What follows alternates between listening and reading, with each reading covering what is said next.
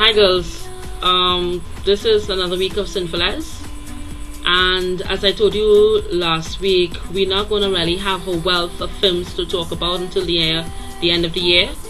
But what I'm going to do, what I thought I would do, is coach around to see all the festivals if I missed any films.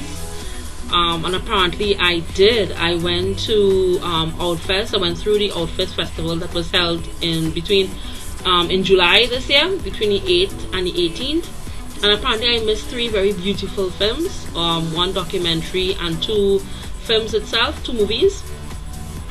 And the first one I'm going to tell you about is Edie and Thea, A Very Long Engagement, which was done in 2009 but premiered this year. And the story is, of course, between Edie and Thea and their 42-year courtship before they finally got married in Canada. And the film is brought to you by the documentary team of Greta Olif-Dotra and Susan Muska, and I know that I'm not going to pronounce Greta's last name properly, so I'm going to be putting this correct spelling below or at the side of me. Anyway, I'm not really going to tell you much about the film because it is a very special and enduring and tender film about a lifetime or a lifelong romance, and these of these 2 women who found each other, and is one of the most powerful romances, heterosexual or gay, that I've ever heard. It almost made me cry. They were so delighted in being able to finally get married. They met in the early 60s, and they were tireless activists in their own community to maintain their life on a personal and a political level. And as Edie said, we just went on with this talent that we have for wrestling, Joy from shit. She is quite a number. But this documentarian team partners who brought us the Brandon Tina story have brought us another remarkable and inspirational story that I do and wish that you will not miss. And if I get the link, whenever I get the link, I will surely post it for you to either download if you request it or to see.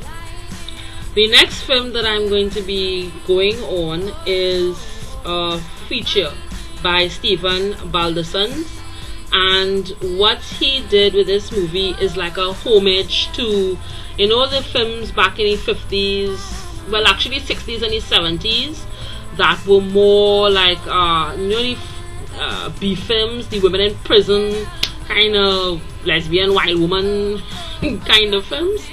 Well, he's paying homage to them, and it's done in black and white, and it has a who's who of fetish, yes, off the grid,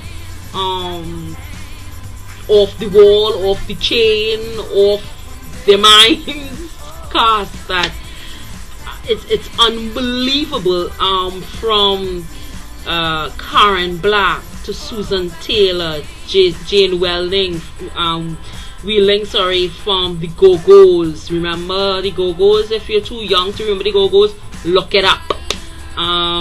Ming Stoll, which, God bless her, has been John Waters' muse since the very beginning. Stacey Cunningham, Pleasant Gurman, and if you all don't know who Pleasant Gurman is, I don't know if you will know her by her stage name, which is Princess Farina.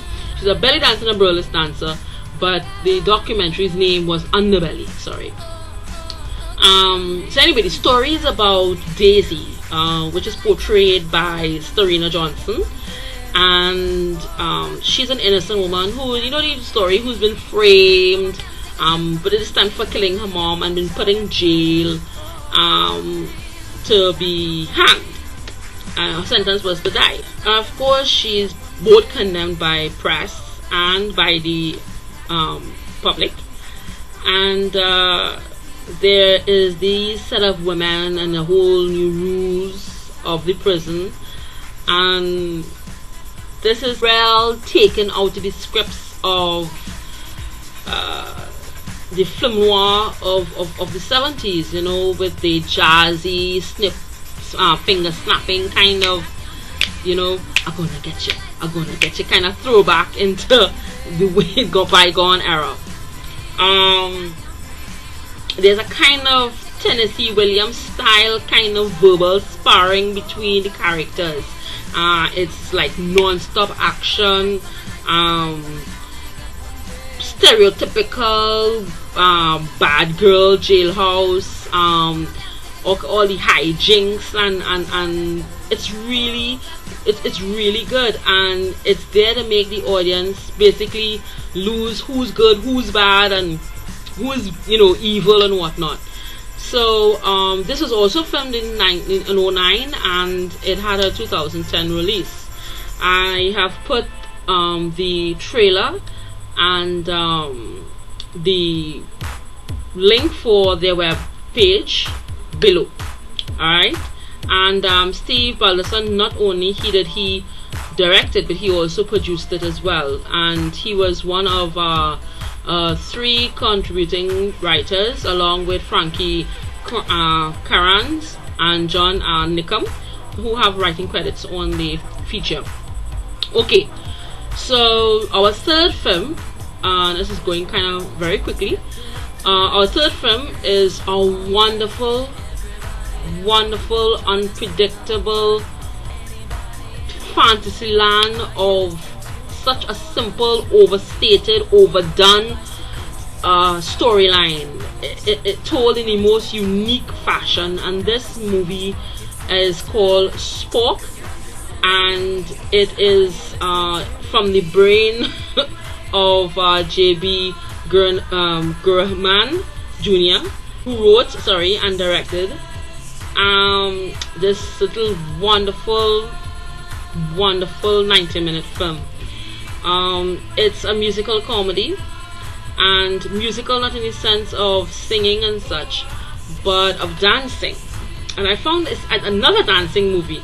So I found, whereas I'd never seen a gay musical or lesbian gay musical, I'm now seeing 3 and 4 in 1 year. But this particular story has been fried. It's been done over and over again. The storyline, which is a young kid who's an outcast, has been bullied in school, and best friend or friends stick up for, and, you know, find something that they're good at and achieve the highest and throw it in their face. The thing about it, it's a very timely film with all the bullying that's been going on in the gay community and in the youth in particular.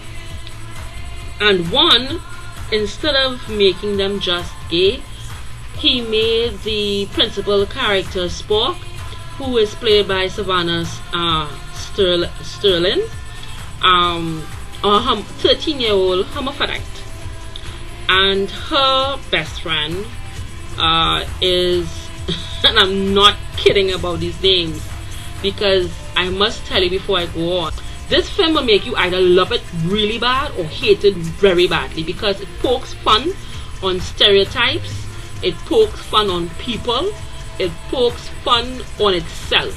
So it's a total out of the box comedy.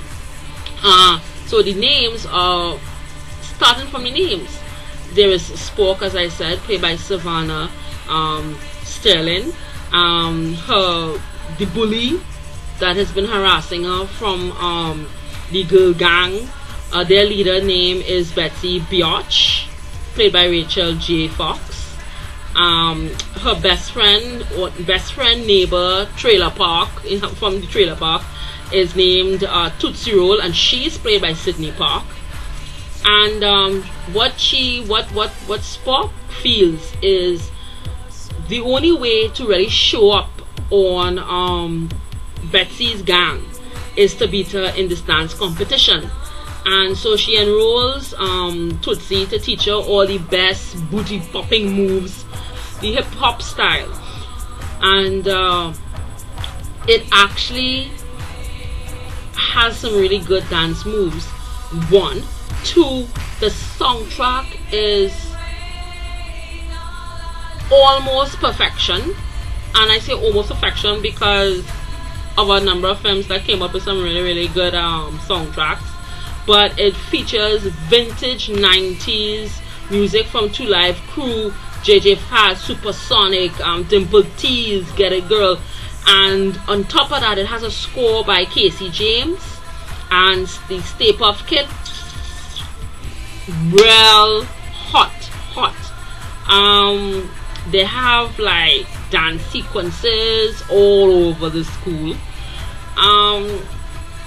It's really just about a simple message of standing out but fitting in. You know, I think she gets to realize at the end of the film that being an outcast or being the oddball or the odd man out isn't that bad after all, and that fitting in is not, you know, is not really an achievement, but learning to live with the differences in your heart and learning to live with the differences of who you are internally. So the movie has a real sense. It's a very silly movie. It's very much fun, but the message is tremendous, and you really have to hold on to your seats to really get the message, because 10 minutes in you're going to be wondering to yourself, why the hell am I watching this movie? But let me tell you, stay in there, and 20 minutes into this film you will be asking yourself, how the hell did I miss it? So anyway girls, that's been another week of Cin4LeZ. It's been short and sweet, I hope. I will see you next week, and hopefully we will have something else to talk about. If not, make up something.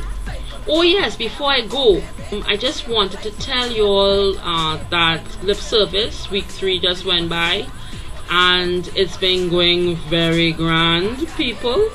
3 more weeks to go and then it'll be over. But I also heard that I know this is old news probably for some of you because I already put it on the site, but I just wanted to mention that The Real L Word is having a season 2 for sure, and there will be some cast changes, but I will get into that closer to the date of their coming back. Other than that, if you want to see other television shows, want to hear about other television shows, storylines, like we have, that I have given you couple storylines, you let me know, write and let me know. Okay loves, have a very good week, and I will see you soon. Peace.